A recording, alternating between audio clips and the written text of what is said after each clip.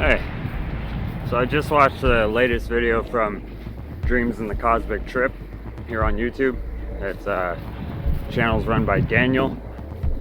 I don't know him personally, but I feel pretty connected to this individual, and a lot of things that was said in his last video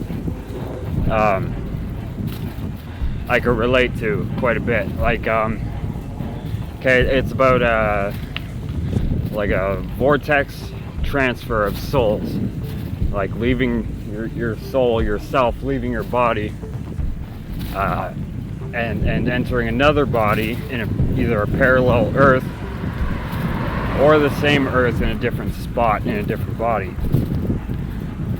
And I don't think that that's happened to me, but various things that he said in the video, okay, you'd have to watch it, I guess, I can extremely relate to. Okay, like, so the one story he's saying is the guy smoked salvia, and this triggered this event where he woke up and he was a different person, and he was drowning in a different place, and he was resuscitated, and he lived quite a few years as a secondary person. Okay, like,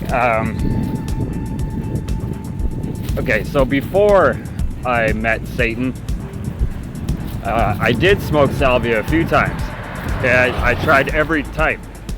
So there's the 10 times, the 40 times, and 80 times. Okay, this is the names of the different salvia extract root, right? The different levels of intensity. I smoked all of them at different times with various effects. Okay, so the weakest one, the 10 times, gave me this illusion that my arms were burning, like not on fire, like I didn't see fire or anything, but the feeling of being burned constantly, like my arms were on fire and I couldn't put them out with like an invisible flame on it or something, or maybe like I guess you say like some kind of corrosive substance, right?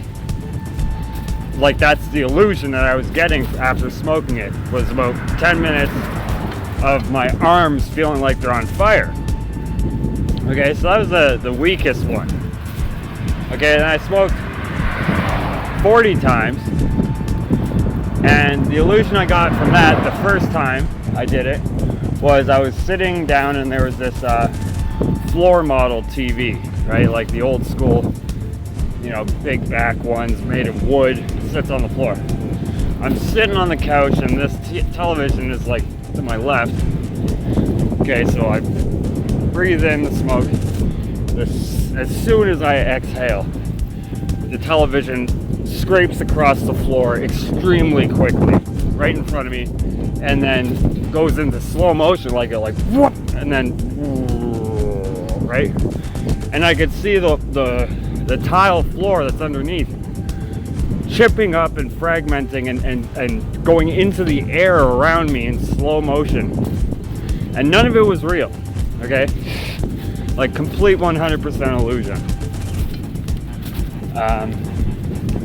And then was the 80 times. Now, when I smoked the 80 times, it was, well, I wouldn't say it was the worst experience I ever had on hallucinogenics, but it was pretty damn close. So I blew out the smoke, and as I'm blowing out the smoke that's coming out of my mouth and my lungs seems to not end. So I'm going like that, right? And the smoke fills the whole room, and everybody's moving in slow motion as if like my brain's like, you know, overclocked, right? And then all the smoke that is now filled in the room turns bright red, like as if there's burning hot red lamps behind the smoke that I can't see, and it's lighting the smoke to turn this color. And I'm, you know, obviously when you're on it, you can't speak, you can't even think about speaking. it disrupts that part of your brain temporarily. So I'm just witnessing this, and then I feel a pulling on my left side. And I look to my left, and there's like 100 different skeleton hands and arms grabbing onto my clothes, pulling me into the floor. Like there's a hole in the floor now, and they're pulling me down. And for some weird reason, the thought that I got was, oh my gosh, these are Native American ancestors, right? These are not like Caucasian or Spanish or African American. No, these are Native American, like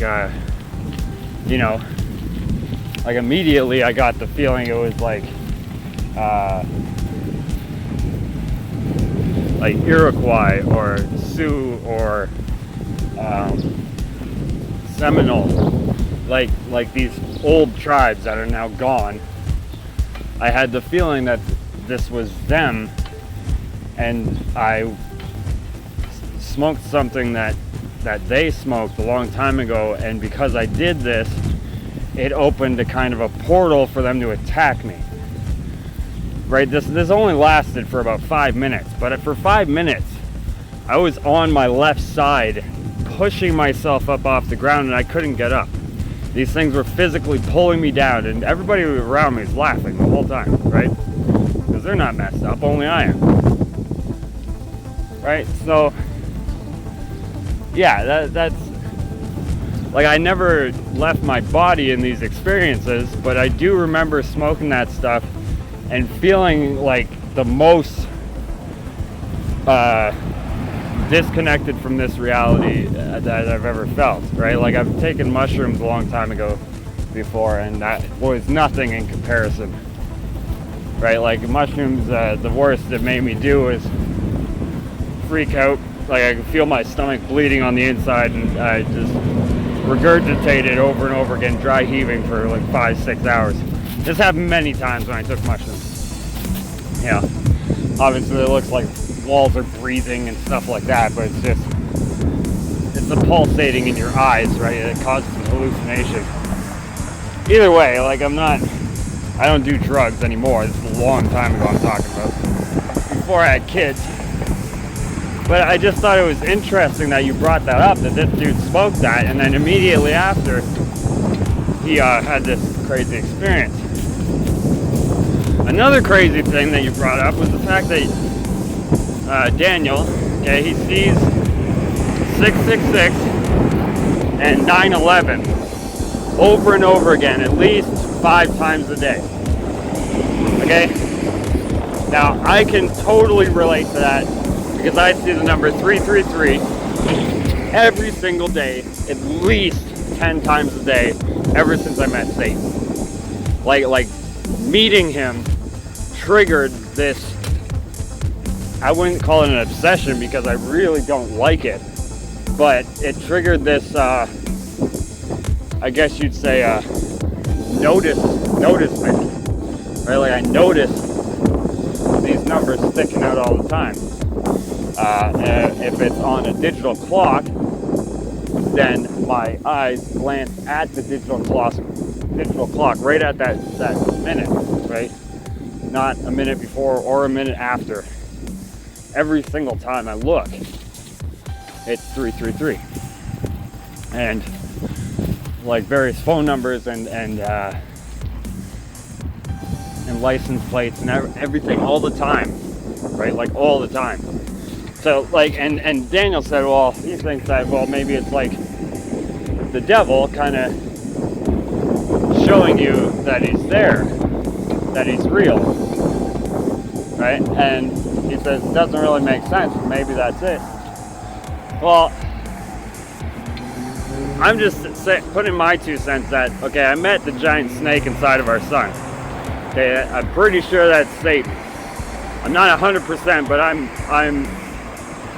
98% sure, okay, that is Satan, and that I met him, and he knew my name, And ever since I got back into my body, okay, after that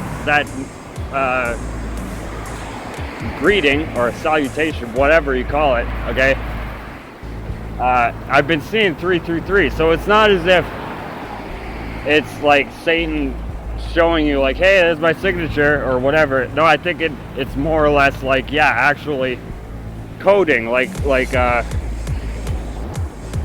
matrix code, right, in the matrix. Like once you experience a specific thing in this reality, then you will notice a specific number alignment over and over again, right? Like it's not always like 333 or 666 or 777. Sometimes it's literally 432 over and over again, right? Or 911, right? It's like a specific number that has a dual meaning, right? It's not just a number. It also represents something else, right? Like with the 666, most people align this with the devil, right? The man of 666 being the Antichrist. Well, it more or less means control.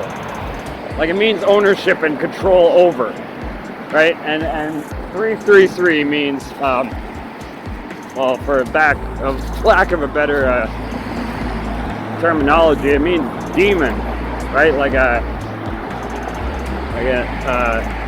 disembodied Nephilim, right? Like a half-breed, half angel, half human, died, and its spirit is now affecting you from where it's imprisoned at, in Judea.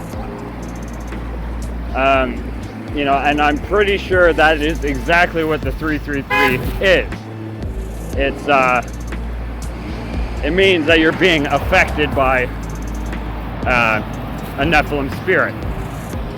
In other words, a demon. Okay, like even Aleister Crowley, right? He chalked up the 333 to a specific demon called Choronzon. And it's supposed to be the keeper of the abyss and is a mirror image of yourself. Or I guess it's a dark, you know, evil mirror image. I'm not really sure. I've never actually met this thing that I know of. I've just read up on it. But that's very interesting that you say like that the numbers, like Dan keeps seeing 666 over and over. I always see 333.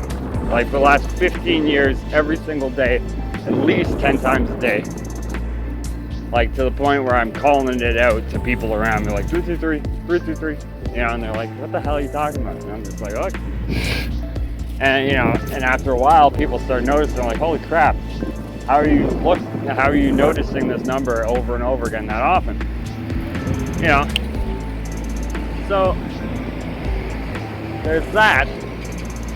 Also, okay, the last thing I want to add about this video, which I was like, wow. Okay, so Daniel said that there's a way to, I guess you'd say, view or go into an alternate universe or reality through the eyes of someone, through the pupils. Like if you're in a vision or a dream or a meditative state and you see someone, in order to travel into a new dimension, maybe even within that person, you have to go through the pupils as if it's like a doorway to another realm. Every single pupil, right? Yeah. So I make these videos, right, with these non-human entities that are inhabiting human bodies. Sometimes they're shape-shifting to look like a human body. Sometimes they are like me, infected or possessed, right? Like the spirit, the shadow spirit's there. Anyway, it's very little that I've actually found that are like me, where it's simply a shadow overlapping the body. Most cases it is the thing itself. So I don't know if it's a corpse that it's using or what, or if it's literally just shape-shifting its own flesh. But my point is, I'm staring into these things, pupils, all the time, editing these videos. And the one thing I noticed is that the reptilian pupils are blacker than black. Right? Like blacker than black. So are their realities affecting me?